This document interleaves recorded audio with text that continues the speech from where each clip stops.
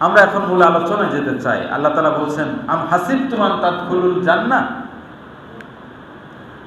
আম হাসিবতু, আল্লাহর ভাষাটা এরকম, তোমরা কি মনে করেছো, আম হাসিবতু, তোমরা কি মনে করেছো, আন তাদখুলুল জান্নাহ, তোমরা এমনি বেহেশতে চলে যাবে।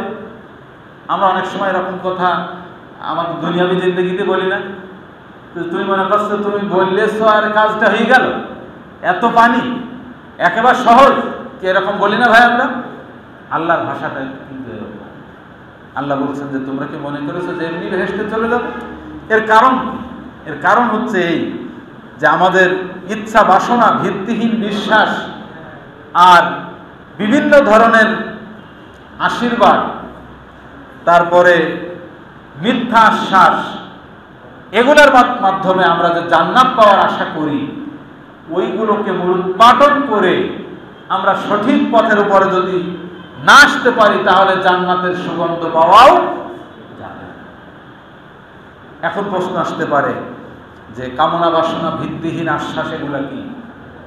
আমাদের মনের কামনা বাসনা যেগুলো, আমাদের নফস, প্রবৃত্তি যেগুলো বলে, আমরা যদি প্রবৃত্তির অনুসরণ করি, নফসে আম্মারার দাসত্ব করি, আর আল্লাহর পরে আবার ভরসা করে জান্নাত পেতে চাই, সেটা কি সম্ভব? প্রবৃত্তির অনুসরণ করা যাবে না, নফসে আম্মারার নয়, দাসত্ব করতে হবে নফসে মুতমাইন্নার। রাজি আছি তো ইনশাআল্লাহ? নফসে মুতমাইন্না, প্রশস্ত আত্মার কথা আল্লাহ বলেছেন, ইয়া আইয়াতুহান নাফসুল মুতমাইন্না ইরজিই ইলা রাব্বিকি রাদিয়াতাম মারদিয়া ফাদখুলি ফি ইবাদি ওয়াদখুলি জান্নাত। আল্লাহ তাআলা ঘোষণা দিয়েছেন, প্রশস্ত আত্মার কথা বলেছেন, হে প্রশস্ত আত্মা, এটাই হচ্ছে মুতমাইন্না।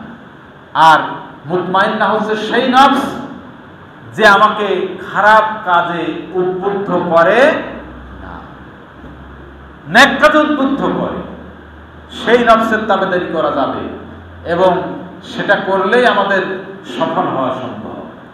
প্রিয় ভাইরা, এর বাদে আমরা যেগুলো করে থাকি, এই যে আমরা বিভিন্ন দরবারে যাই, বিভিন্ন খানকায় যাই, বিভিন্ন মাজারে যাই, সেখানে গিয়ে আমরা মনের কামনা বাসনা পূরণের জন্য সেখানে নিয়াত করি, মানত করি, আছে না ভাই? বলেন। এই মানতের বিরুদ্ধে, শিরকের বিরুদ্ধে বছরের পর বছর কিন্তু নসিহত হয়ে যাচ্ছে, কিন্তু আপনি যে দেখেন এখনো পর্যন্ত, আমাদের দেশের কথাই বলি, আমাদের দেশে যে সমস্ত শিরকের আড্ডাখানা আছে, সেখানে কি মানুষের যাওয়া কম হয়েছে নাকি? বলে কম, আর বৃদ্ধি পাচ্ছে। এই যে সামনে নির্বাচন আসতেছে, নির্বাচনের সময় দেখবেন আমাদের নেতা নেত্রীরা অমুক পীর সাহেবের মাজার জিয়ারতের মধ্য দিয়ে নির্বাচনী কার্যক্রম শুরু করেছে। এটা কোনো মুমিনের কাজ না। কবর জিয়ারতের নিয়েতে কোনো সফর পর্যন্ত মাসনুন তরিকাই নেই যে আমি অমুকের কবর জিয়ারত করার জন্য যাচ্ছি, এটা মাসনুন তরিকা।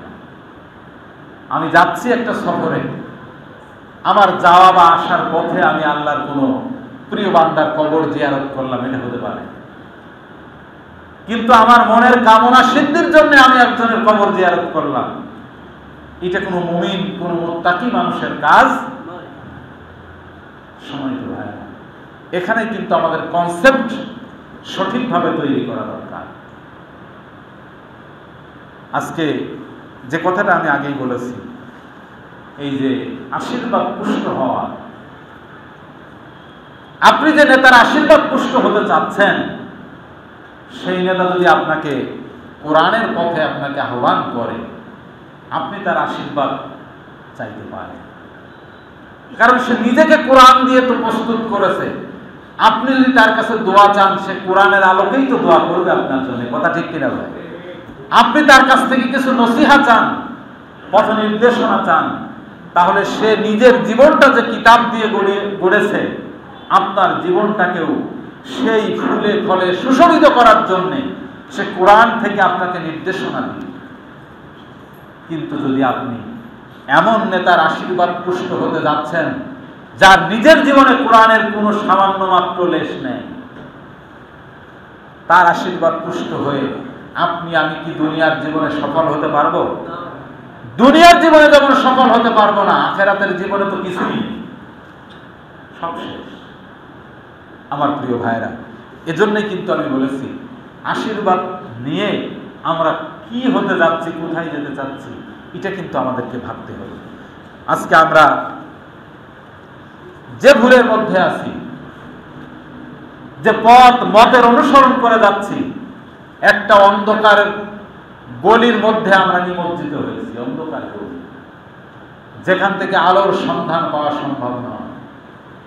আলোর সন্ধান পেতে গেলে একমাত্র আসতে হবে কিসের কাছে? এই কোরআন আমাদেরকে অন্ধকার থেকে আলোর দিকে নিয়ে যাবে। এই কোরআনের দায়িত্বই হচ্ছে সেটা। কিন্তু আমরা এই কোরআনকে বাদ দিয়ে যদি আমার আপনার জীবনকে অন্য পথে আমরা নিয়ে যাই আর আল্লাহর সাহায্য কামনা করি, সেটা দিয়ে কিন্তু আল্লাহর সাহায্য পাওয়া সম্ভব হবে না। আর আল্লাহর সাহায্য ছাড়া কি জান্নাতে যাওয়া যাবে? আপনার আমার আমল যত উন্নত মানের হোক না কেন, আমলের হিসাব বুঝে দিয়ে আল্লাহর জান্নাতের গ্যারান্টি নিজের জন্য গ্যারান্টি করে নেওয়া, প্রস্তুত করে নেওয়া, এরকম আমলদার এখানে আমরা আছি নাকি? কেউ বলেন? আমল যতই হোক না কেন, আমরা রহমতের প্রত্যাশী কার? আল্লাহর রহমতের প্রত্যাশী হওয়া ছাড়া, রহমত প্রাপ্ত হওয়া ছাড়া নিজের আমলের বলে আল্লাহর জান্নাতে যাওয়ার মতো ক্যাপাসিটি আমাদের আছে? সম্মানিত ভাইরা, এজন্যে সেই ক্যাপাসিটি যেহেতু আমাদের নেই, আল্লাহর রহমতের প্রত্যাশী আমরা। আর আল্লাহর রহমত পেতে গেলে কি কোরআন লাগবে, না কোরআন বাদেই হবে? কোরআন না, এই কোরআন বাদে কিন্তু সেটা হবে না।